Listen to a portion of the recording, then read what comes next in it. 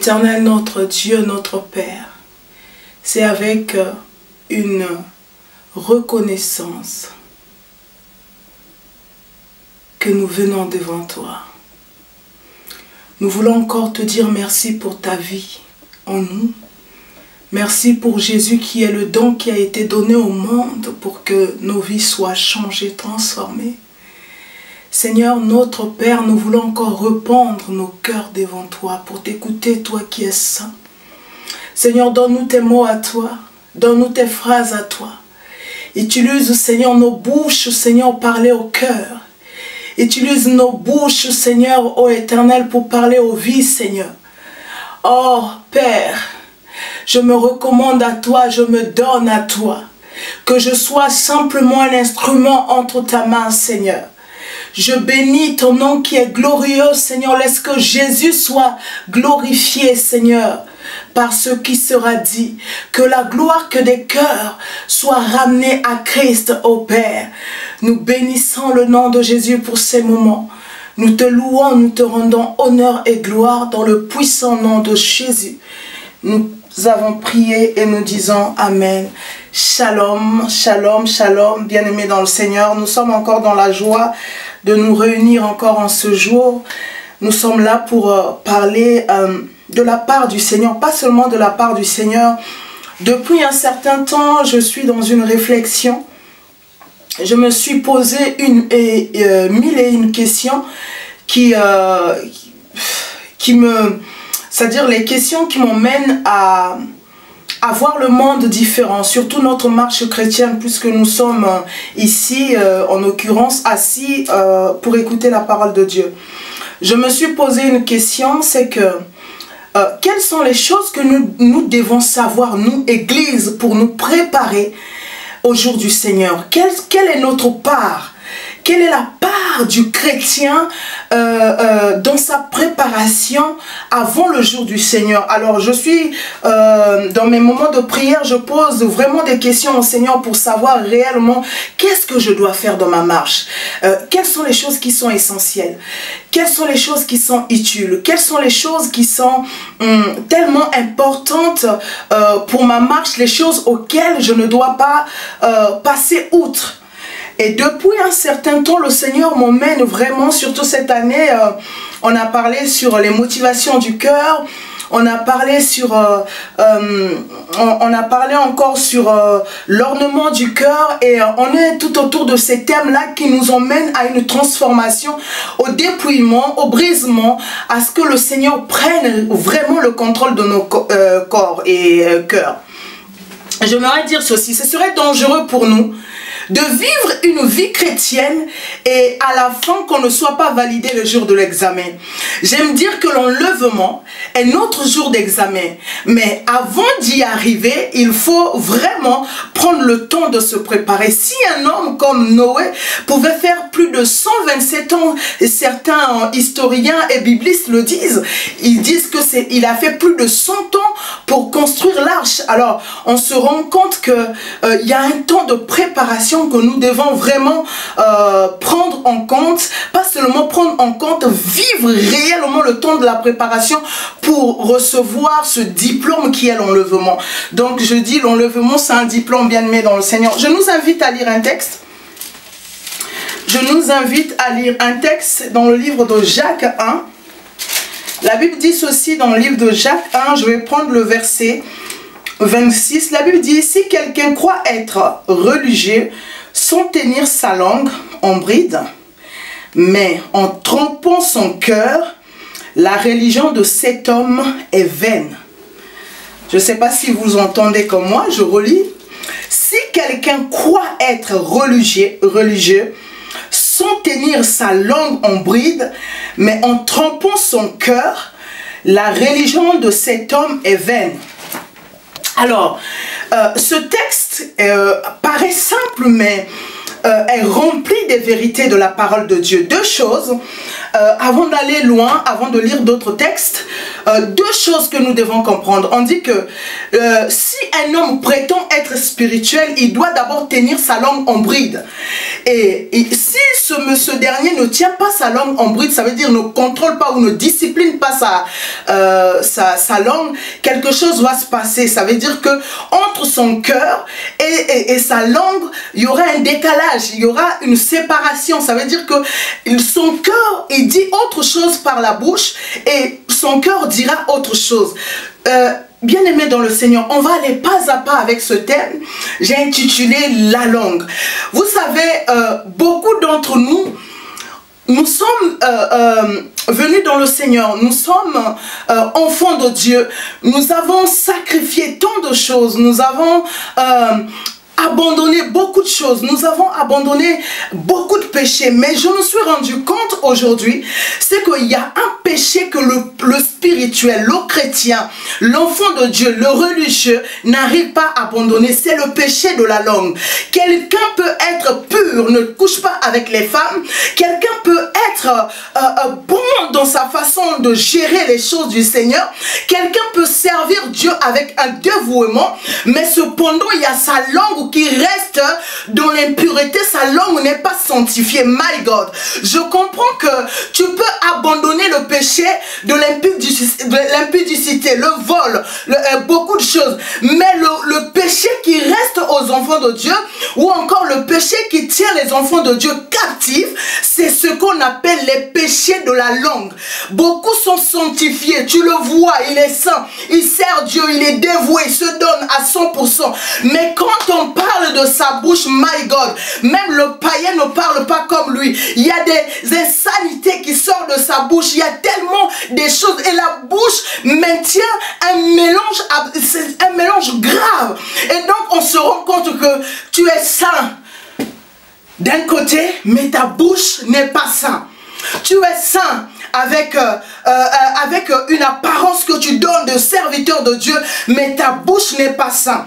Alors la Bible dit ceci, tu peux être religieux, mais si oh my God, si ta bouche n'est pas sanctifiée, il y a un problème. Alors je nous emmène à une réflexion, bien aimée. Si la Bible dit, Jésus il va dire ceci, il dit que ce n'est pas ce qui rentre en l'homme qui suit l'homme. On le verra dans les prochains points.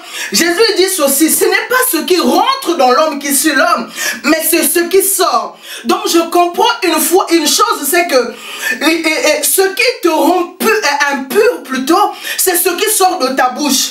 C'est ce qui sort de ta bouche qui te rend impur, qui te salit, qui te rend sale et qui pousse au diable de t'avoir. Ça veut dire qu'aujourd'hui, pour que le diable ait raison sur toi, le diable utilisera toujours ta bouche. J'aimerais encore te dire ceci, c'est dans ta bouche que le diable trouve les accords que tu lui donnes pour détruire ta vie. Ça veut dire que le grand destructeur de ta vie, le grand dévastateur de ta vie, ça s'appelle ta bouche. Quand tu ne contrôles pas ta bouche, tu ne contrôleras pas ton avenir.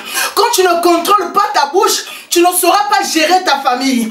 Quand tu ne contrôles pas ta bouche, tu ne pourras pas être un bon citoyen. Ça veut dire que les relations que nous avons dans nos familles dépendent de l'état de notre bouche. Si on a une bouche qui est pure, on aura aussi la grâce de vivre avec les gens, mais d'être aussi aimé, de recevoir beaucoup de nos proches. Mais parfois, les gens nous repoussent. Parfois, on pense qu'on n'a rien fait de mal. Mais il se peut que le problème, c'est nos bouches. Il se peut que le problème, c'est nos bouches. Nous sommes ici. Si je viens, je vous insulte, tel que nous sommes ici, est-ce que quelqu'un aura encore le plaisir de m'écouter? Non. Ça veut dire que ce que tu sauras demain, c'est-à-dire dépend aussi de ce que tu dis. Le diable, j'aimerais vraiment d'emblée poser quelques bases. Le diable vient chercher tes paroles pour t'atteindre.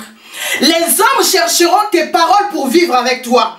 Les hommes aussi chercheront tes paroles pour t'accuser. My God. La Bible parle de Jésus et des pharisiens. Les pharisiens cherchaient dans ce que disait Jésus pour pouvoir le condamner. Le jour où ils ont emmené Jésus pour le crucifier, ils ont dit à Caïphe et aux autres, il avait dit ceci. Ça veut dire que pour détruire la vie de Jésus, ils n'ont pas été chercher d'autres choses, mon Dieu. Ils sont juste venus voir dans ce que Jésus avait dit. Ils ont dit quoi? Tu avais dit que tu détruiras ce temple en 3 jours. Et qu'est-ce qui se passe? Tu le rebâtirais. Et eux, ils ne savaient pas de quel temple Jésus parlait. Mais ce qui leur importe, c'est que c'était les propos de Jésus et ils pouvaient tordre. Et j'aime dire aussi que le jour où Ève a péché, c'est parce que le diable aussi est venu chercher dans le langage de Ève ce que Ève pouvait dire pour pouvoir le détruire. Alors que tu te plains, tu te dis beaucoup de choses. Nous, enfants de Dieu, nous disons parfois, tel ne m'aime pas, mon mari ne m'aime pas, ma femme ne m'aime pas. J'aimerais dire ceci, beaucoup de gens devant les gens, ils sont saints. Mais va dans leur maison, vois comment ils traitent leurs enfants. Regarde comment ils traitent leur mari. Regarde comment ils traitent leurs femmes. Et vous connaîtrez réellement qui sont ces personnes. Il y a de ces femmes, quand elles commencent à insulter son mari, tu as juste envie de boucher tes oreilles pour ne pas l'écouter.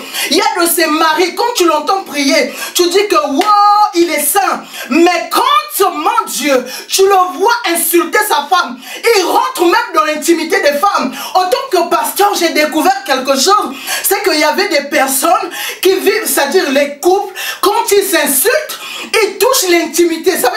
Écoutez, revenons un peu. C'est avec ce corps-là que tu as le plaisir.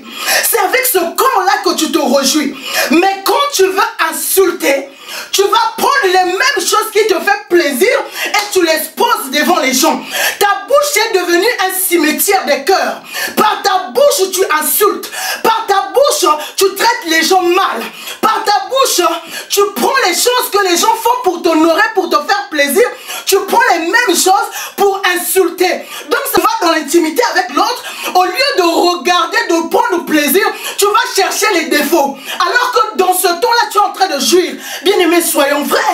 Soyons vrais. Ta bouche n'est pas faite pour faire du mal aux autres. Ta bouche n'est pas faite pour détruire le cœur de ceux qui te sont chers. Après demain, tu reviens encore. Oh chérie, pardonne-moi, tu sais, je suis nerveux, je suis colérique. Ah, mais non, la Bible dit, nous venons de le lire, il faut discipliner la bouche, la langue. En d'autres termes, il faut la discipliner. Vous ne pouvez pas vivre dans une relation, que ce soit une relation maritale, que ce soit une relation parentale. Vous ne pouvez pas vivre une relation en prenant les mêmes choses, en insultant les autres. Ce n'est pas possible, bien-aimés. Et c'est ça, vous êtes saints à l'église, dans vos bouches vous êtes impurs. On est saints par moment et avec nos bouches, nous faisons tout et n'importe quoi. Revenons et examinons-nous. Qu'est-ce que nous disons avec nos bouches? Quelles sont les choses que nous prononçons? Quelles sont les choses que nous déclarons dans nos bouches? Quelles sont les choses qui nous emmènent à converser? Quand on t'écoute, quel est le sentiment que tu donnes aux gens par ta bouche? Quand tu écoutes, quelle est, c'est-à-dire la confiance qui émane de toi? Il y a certaines personnes, avec leur bouche, elles ne parlent pas. Elles émettent juste le son. Surtout nous les Africains. Ou encore il fait... C'est-à-dire, il y a de ces grimaces de la bouche. Et quand l'autre voit, my God, l'autre le cœur. J'aimerais nous dire ceci. Vous savez, au moins 90% des blessures émotionnelles viennent de quoi? Viennent de ce que les gens ont entendu par la bouche de leurs proches. Donc, si tu es parent, si tu es l'époux de quelqu'un, si tu es l'épouse de quelqu'un, fais très attention à ce que tu dis. Tu es en train de détruire des gens. Il y a certaines personnes qui sont mortes. Pourquoi? Parce que tu les as déjà tuées avec ta bouche. La Bible dit, on va le relire, la Bible dit ceci. La Bible dit, le texte que nous avons lu, on va aller petit à petit parce que c'est un thème important. La Bible dit, si quelqu'un croit être religieux sans tenir sa langue. Ah mon Dieu. en bride. Ça veut dire que si tu te crois, oh moi j'aime Jésus, moi je prie 2 heures, moi je prie 3 heures, moi je fais le monde, moi j'aide les pauvres, moi je donne ma dîme, moi je suis constant dans ma vie de prière. La Bible dit, si tu crois faire toutes ces choses, mais si ta langue ne suit pas, et j'ai constaté que nous les enfants de Dieu, nos langues ne suivent pas. Nous-mêmes, quelqu'un vient nous voir, nous pose un problème, nous dit par exemple que j'ai tel problème. Dès que la personne tourne le dos, toi-même tu commences à tailler la personne, toi-même tu commences à insulter la personne. Ah, va là-bas, laisse-moi tranquille, tu penses qu'il n'y a que toi qui as des problèmes. Bien aimé, ce que nous devons réaliser, c'est que quand nous faisons ça, ce n'est pas seulement ces personnes que nous détruisons, c'est nous-mêmes. Parce que vous savez, il y a beaucoup d'expressions sur tout autour de la langue. Mais souvent, je ne sais pas vous qui êtes là, vous pouvez me dire, mais ce que je sais, c'est que beaucoup des expressions sur la langue ne sont pas positives, sont souvent négatives. N'a pas sa langue sur sa poche, quoi d'autre?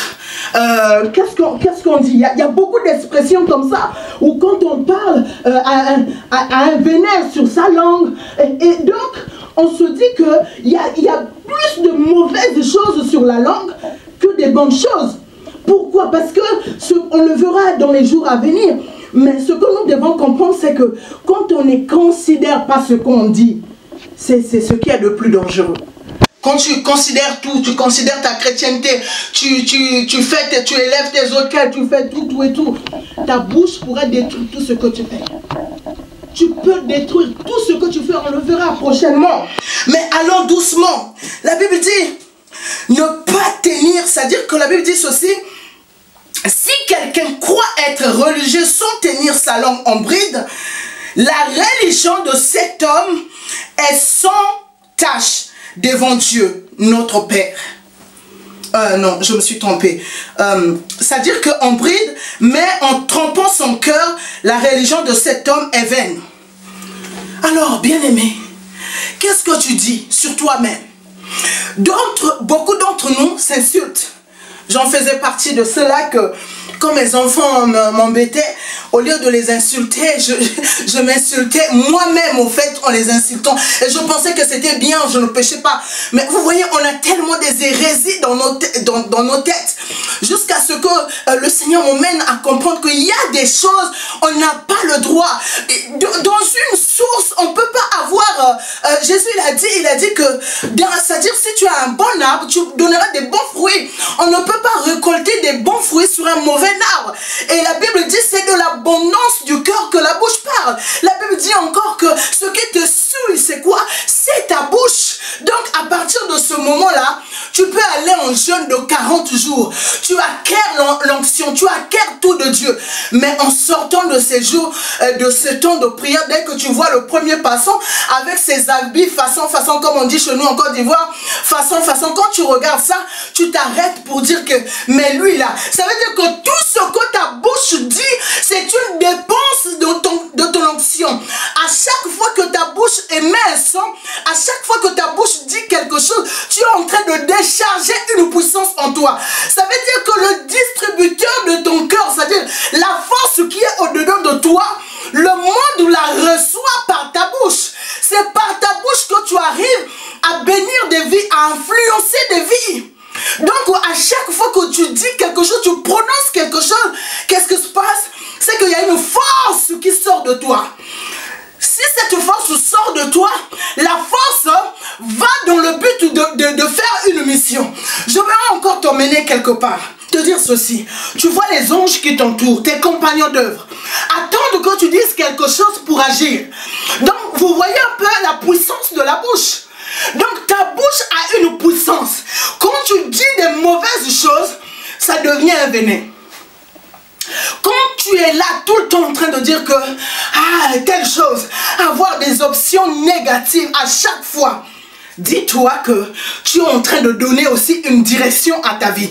Donc pour te dire, je veux nous emmener à comprendre, c'est que le pouvoir de ce que tu seras demain, Le pouvoir qui t'emmènera au jour du Seigneur, ce n'est pas seulement les choses qui t'emmènent à être saint de gauche à droite, la pureté, la sanctification, de ne pas tromper ta femme ou de ne pas tromper ton mari. Ce n'est pas que ça.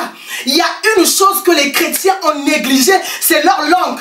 Et une chose que j'ai pu remarquer, beaucoup de gens, quand tu les écoutes, dans leur langage, il n'y a même pas de foi. Quand tu les écoutes, on découvre leur état d'âme. En les écoutant, on peut découvrir quel est le genre de personne. C'est pourquoi beaucoup de personnes, quand elles disent rien, les gens les aiment. Mais quand les gens les approchent, en écoutant les venin, les saletés, les méchancetés qui sortent de leur bouche, les gens se reculent, les gens s'enfuient. Pourquoi? Parce que simplement, en s'approchant de toi, ta bouche t'a fermé les portes, ta bouche t'a détruit, ta bouche t'a emprisonné. Pourquoi? Parce que ta bouche, c'est un destructeur. Alors, faisons attention. Le péché, ce n'est pas seulement coucher avec les hommes et les femmes. Bien aimés, regardez quelque chose. Une personne qui contrôle, qui discipline sa bouche, ne draguera pas facilement, ne mentira pas, ne colportera pas. Pourquoi? Parce que la personne discipline sa bouche. Quand tu disciplines ta bouche, il y a des choses avant de les faire, tu réfléchis. Tu te dis, non, si je fais ça, c'est-à-dire qu'il y a une sagesse, tu donnes une direction à ta vie. J'aimerais dire ceci, quand la Bible dit qu'il faut mettre, c'est-à-dire qu'il faut que, je vais le relire, la Bible dit que si tu ne contrôles pas ta bouche et si tu ne la mets pas en bride, ça veut dire que ta religion est vaine. Ça veut dire que quand on parle en bride, on parle de discipline. Nous disciplinons nos sexes, nous disciplinons nos relations, nous changeons de relation en tant qu'enfants de Dieu, nous disciplinons ce que nous écoutons. Mais la chose que nous oublions chaque fois de discipliner, c'est notre langue. Et en oubliant de discipliner notre langue, nous oublions, la Bible dit, c'est par elle nous maudissons, c'est par elle nous bénissons Dieu. Faisons très attention.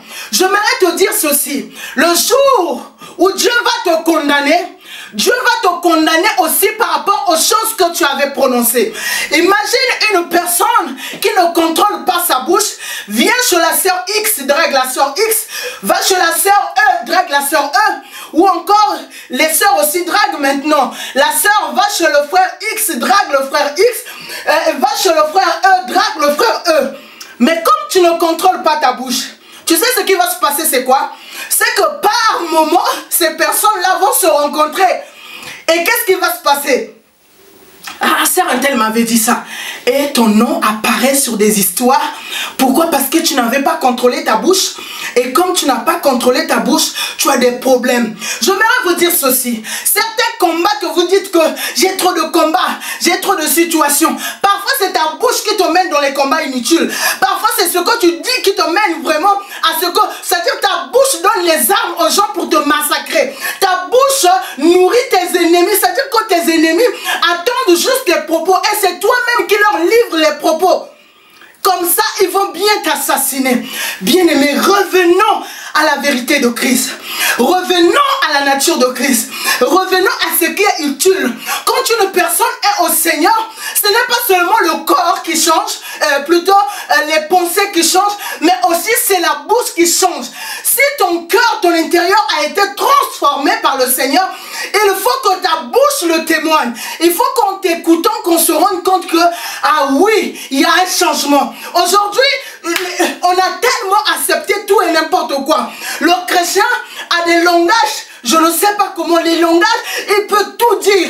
Dans certaines familles, quand tu rentres, ils parlent que des choses de sexe, même aux enfants. On est où? Tu es chrétien, mais quand tu vois une soeur à l'église, tu dis, ah regarde ces fesses là. Mais on est où?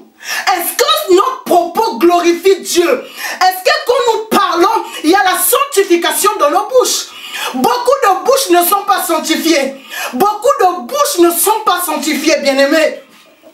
La langue et les péchés de la langue détruisent les ministères.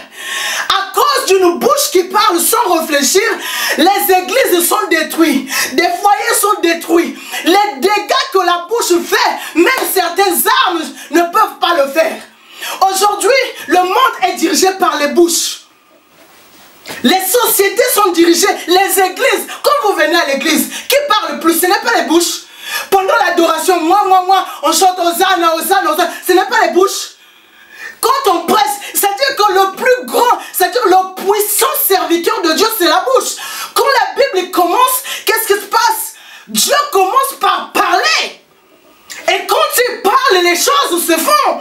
Et nous, on a tout ramené au changement. Mais nos bouches, on les a mises de côté. Et on ne veut pas les toucher. Bien-aimés, les choses qui nous emmènent à la rencontre du Seigneur, il y a une chose que le Seigneur m'enseigne depuis un certain temps, c'est de contrôler ma bouche. C'est de contrôler ce que je dis. C'est de contrôler ce que je prononce. Pourquoi? Parce que Dieu va regarder sur ce que je prononce. Le diable cherchera aussi quoi? Ce que je prononce. Le monde spirituel attend les paroles de ma bouche. Le monde physique attend les paroles de ma bouche. Mon environnement, ma famille attendent les paroles de ma bouche. Alors si je laisse ma bouche être manipulée et dire tout ce qu'elle veut, si je ne la contrôle pas, je ne pourrai rien contrôler de la vie. Alors sachez une chose, tout ce que nous devons savoir, bien-aimés, c'est que notre bouche, c'est ça le volant de notre vie. Notre bouche, c'est le volant de notre vie. Ce que nous serons demain, ce que nous serons après-demain, est aussi dans notre bouche, de la manière où nous proclamons des choses, nous confessons des choses, et de la manière où nous déclarons ce que, c'est-à-dire les choses qui viennent de nos cœurs. Mais j'aimerais juste t'emmener, avant de finir, c'est que tu dois savoir une chose. Ta bouche ne parle pas seulement pour le plaisir de parler. Ta bouche tire sa source de ton cœur, comme la Bible dit, le Seigneur Jésus l'a dit. Vous devez savoir une chose, c'est que ce qui est de la plus haute importance dans votre spiritualité, la chose qui vous donnera la puissance devant les ennemis, la chose qui vous donnera la domination, c'est votre bouche. Alors qu'est-ce que l'ennemi vise? L'ennemi vise simplement à amoindrir la force de votre bouche pour vous attaquer. À chaque fois que l'ennemi présentera des situations devant toi, c'est dans le but d'amoindrir ce que tu dis. Si tu parles le langage des situations, c'est alors que le diable t'aura. C'est pourquoi Jésus même dans son langage, quand il voyait qu'il y avait un mort, il dit non, il vient devant la fille de Jairus, il dit la jeune fille dort. Il vient devant la tombe de Lazare, il dit notre frère Lazare dort. Jésus n'avait pas le langage, il n'utilisait pas le langage du diable. Pourquoi? Parce que Jésus savait que sa bouche avait le pouvoir de créer, la bouche avait le pouvoir de détruire. Donc ce que toi et moi en tant que chrétiens nous devons savoir, c'est que notre bouche a le pouvoir de ramener à la vie comme de ramener à la mort. A le pouvoir de donner vie, a le pouvoir aussi d'éteindre la vie. Alors ce que nous devons savoir c'est quoi? C'est que veillons, il faut discipliner nos bouches, il faut discipliner nos propos, il faut discipliner. Je ne parle pas aux païens, je parle aux enfants de Dieu, ceux qui adorent Dieu, même pour que ton adoration soit pure, pure devant Dieu. Regardez, juste vous illustrer quelque chose et on va finir par là. Vous devez savoir quelque chose. Quand vous avez un mortier, vous pilez du piment dessus, ou encore un mixeur pour nous qui sommes ici, vous prenez un mixeur. Chaque jour, vous mixez du piment. Chaque jour, vous mixez du piment avec votre mixeur. Ce qui va se passer, c'est que, même si vous le nettoyez correctement, à chaque fois que vous allez utiliser autre chose, si ce n'est le piment, autre chose que le piment, qu'est-ce qui va se passer?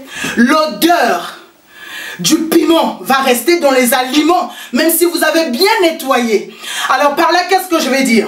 C'est que quand nous parlons, nous disons des mauvaises choses, notre bouche aussi a maintenant l'odeur comme ceux du piment. Et quand nous disons des mauvaises choses restent, cette odeur reste. Maintenant, quand nous allons dans la prière, dans la présence de Dieu, nous prions, certaines choses n'arrivent pas. Et nous nous posons les questions, est-ce que Dieu ne nous écoute pas? Qu'est-ce qui se passe? Ce que nous nous avons ramené du mélange, tellement une odeur du malin, une odeur du diable dans nos prières, ce qui rend nos prières inefficaces. Ça veut dire que nos propos n'ont plus de puissance, n'ont plus de force. Alors ce que nous devons savoir, c'est que chaque jour, tu peux contrôler ta bouche en te taisant. Tu peux contrôler ta bouche en voyant la bonne chose dans la mauvaise chose qu'on te présente. Avoir une opportunité autre que ce qui est devant toi.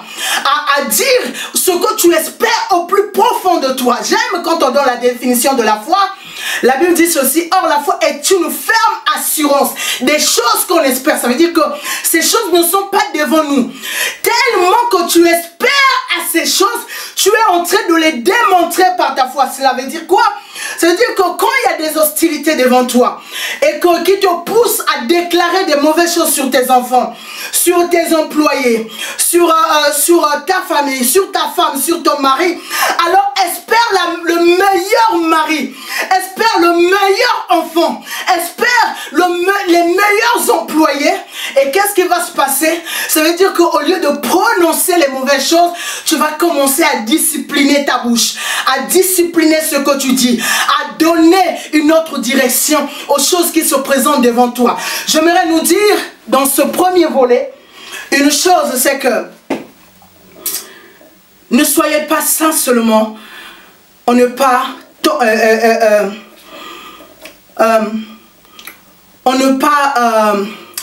par les péchés sexuels ou d'autres péchés que vous connaissez mieux que moi, mais soyez aussi saints par votre bouche.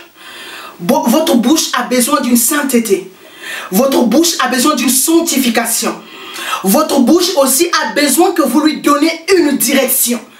Nous allons le voir, le comprendre, parce que j'aimerais m'asseoir sur ce thème. J'aimerais m'asseoir 2, 3, 4 séances sur ce thème. Nous allons en parler petit à petit jusqu'à ce que le Saint-Esprit transforme nos cœurs, transforme notre façon de parler, change aussi notre dialogue. Parce que nous parlons avec Dieu, avec notre langue. Nous parlons avec un grand Dieu. Et nous ne devons pas ramener un plat souillé. Nous devons ramener un plat pur. Donc, vraiment, prenez soin de votre bouche. Prenez soin de vos propos. Ne les balancez pas. Parce que les ravages que votre bouche peut faire, je l'ai dit, les armes parfois ne peuvent pas le faire. Beaucoup de foyers, j'en connais plein, qui ont été détruits à cause des paroles. Parce que le petit frère ne respecte pas le frère ne respecte pas le père, celui-là insulte tel, il n'y a pas le respect, et il y a eu la division, la séparation, la sorcellerie est rentrée. Pourquoi? Il y a d'autres personnes, quand elles commencent à parler devant les gens, leurs paroles, c'est-à-dire on dit, ils ont les mauvaises langues, c'est-à-dire quand elles disent, ces personnes disent des choses, et ces choses sont obligées d'arriver. Pourquoi ces choses arrivent? Parce que la personne a travaillé sa bouche pour détruire. Et vous devez savoir que quand l'ennemi dans le monde occulte fait des incantations et autres, le diable utilise sa bouche pour maudire. Donc ces bouches-là sont des instruments de destruction. Vous devez savoir que parfois, sans se rendre compte, vous êtes des serviteurs du diable par vos bouches. Donc faisons très attention. Parfois on se dit que on est serviteur de Dieu, on est bon, mais parfois devant Dieu, on est des serviteurs du diable à cause de ce que nous prononçons, à cause de ce que nous déclarons. Alors, transformons notre façon de parler, contrôlons, disciplinons. La discipline, ce n'est pas seulement de choisir les horaires de prière, d'être constant, non. La discipline aussi, c'est de contrôler sa bouche, de contrôler ce qu'on dit. Ces derniers temps, j'ai appris à me taire même quand les choses n'allaient pas dans mon sens.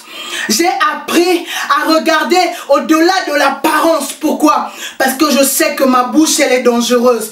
On le verra dans les jours qui arrivent. Ma bouche est dangereuse. Quand je l'utilise à n'importe quoi, je n'atteindrai pas les objectifs fixés. Il faut que ta bouche arrive à atteindre ses objectifs fixés.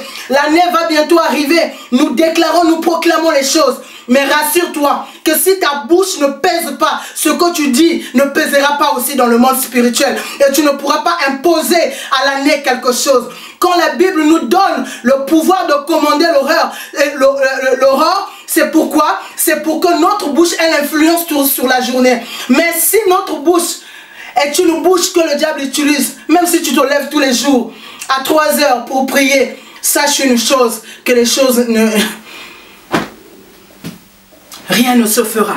Je suis venu nous dire, le péché de la bouche détruit les enfants de Dieu. Et dans cette allure, dans cette marche vers le ciel, changeons notre façon de parler. Examinons-nous réellement. Et servons Dieu avec nos bouches, avec les bouches pures. Nous allons prier. Éternel notre Père et notre Dieu, ma prière, Seigneur, oh Dieu, en ce jour, c'est que tu nous emmènes à une dimension de discipline. Nous devons discipliner nos bouches. Nous devons discipliner, Seigneur, nos propos. Nous devons discipliner, oh Dieu de gloire, ce que nous disons à nos frères, à nos sœurs, aux époux, aux épouses, à nos enfants. Je prie, Seigneur, oh Dieu, que ma bouche ne soit pas un carrefour. Je prie que ma bouche ne soit pas un cimetière qui tue les âmes. Mais je prie que ma bouche soit un instrument de bénédiction pour des vies, pour des nations, oh Père. Seigneur, j'aimerais qu'une personne fasse cette prière avec moi. Que ma bouche soit l'instrument de bénédiction. Que ma bouche soit l'instrument du changement. Que ma bouche soit l'instrument qui emmène les âmes à Dieu. Que ma bouche soit l'instrument qui emmène les cœurs à abandonner les mauvaises voies. Seigneur notre Dieu, nous nous abandonnons à toi, oh Dieu. Nous ne voulons plus sentir l'odeur du piment, Seigneur. Mais nous voulons, Seigneur, oh Dieu de gloire, sentir ton odeur. Nous bénissons ton nom, Seigneur, oh mon Dieu, mon roi, te rendant honneur et gloire. Nous bénissons, Seigneur, oh Dieu, ce moment de partage, oh Éternel. Nous prions que cette parole reste dans nos consciences, reste dans nos cœurs et nous emmène à une transformation, oh Dieu. Nous bénissons ton nom dans le nom de Jésus. Nous avons prié, Seigneur. Amen, amen. En tout cas, soyez bénis chez vous. Soyez bénis dans le nom de Jésus. Que le Seigneur vous soit favorable.